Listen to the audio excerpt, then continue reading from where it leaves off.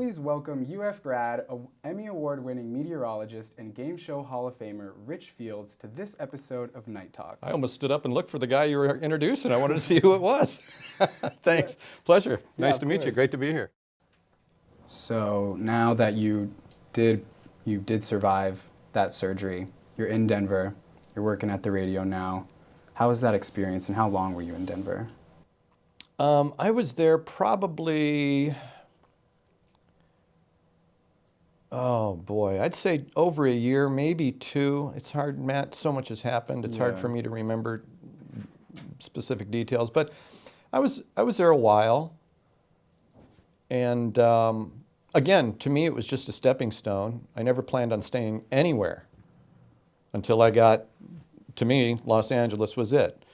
Wasn't a New York thought for me because I wasn't an actor, and I looked at New York as really the mecca for acting and stage work and stuff like that, and I wanted to be a broadcaster.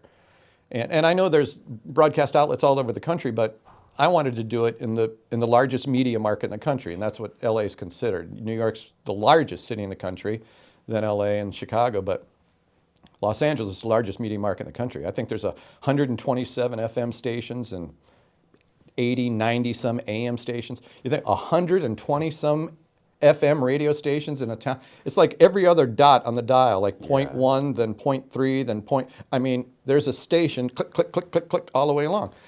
And so I knew that's where I wanted to be. That's where game shows were produced. That's where The Price is Right was produced. And that's where I needed to be. So it was just attaining goals.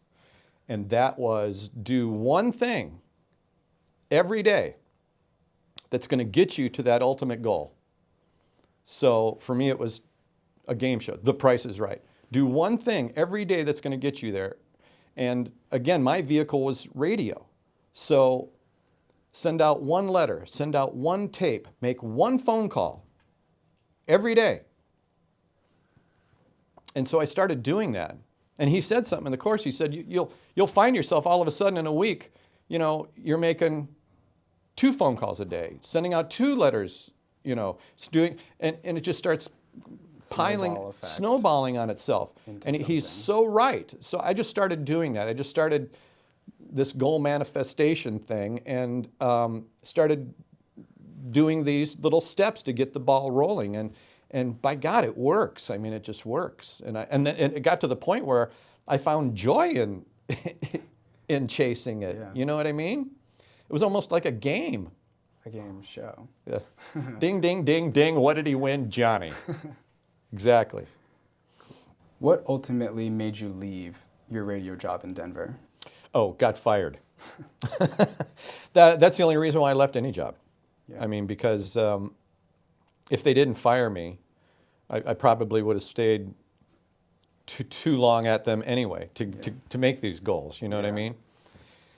And I'm glad I did, because then I didn't get comfortable in a market and let the dream die. Yeah, keep going to new zones of discomfort. Absolutely. Ding. You hit it right on the head. And what is so unstable about radio jobs in that industry? Well, number one, format could change overnight and you're out of a job. New manager could come in overnight and you're out of a job. A better morning show could come in overnight and you're out of a job. Ratings come in and you're out of a job. There's so many things in radio that can affect your position, and a lot of them are out of your control. Yeah. I mean, you think, ratings, well, then he's not getting ratings, so he's not good. Not true. Not true. You could be doing the same thing all day, every day, great radio, great shows, great work, and all of a sudden a book comes in, and for some reason, maybe a contest that another station had going those 3 months, and you went from 3rd to 12th. Now they're thinking about replacing you, like that. So many things in radio that make it unstable. You could be getting paid too much. Honestly, You get to the point where all of a sudden the station's leveraging so much to pay your salary, and new management comes in, or the station's sold, and boom, they want to cut everything. I mean, there's just so many variables in radio that make it unstable. But it's our chosen profession. Is that just Yeah. insane? I know. I'm like looking forward to that. Use it though. Use it as drive. Know that when you got the job, it could be gone tomorrow. So do your best show every day. So you're out of a job in Denver and you drive to LA. What's next? Well, I can remember putting the seat down in that orange Ford Pinto, finally laying down Camarillo Street, North Hollywood, California. I'll never forget it. Ended up getting an apartment on that very same road, right in front of where I parked, and slept more nights than I'm comfortable talking about. But I remember putting the seat down and thinking, what am I going to do tomorrow? Okay, all right, so you're here. I mean, the city's mammoth. Yeah. Now what? You know nobody. You got nothing. And my dad's words rang in my ears. Again, he was, not only was he strict, but he was full of great advice. Wisdom. As a kid, you don't think it's wisdom, you don't think it's great advice. But all of a sudden, It hits. these words hit in my head, and it was something he used to say all the time.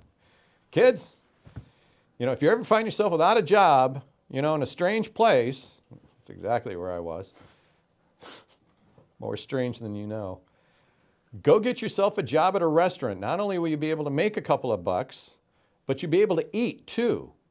And I hadn't eaten. I hadn't eaten probably since the day before when I left Denver and drove across the Rockies. I remember laying down thinking, that's what made me think, gee, I'm hungry.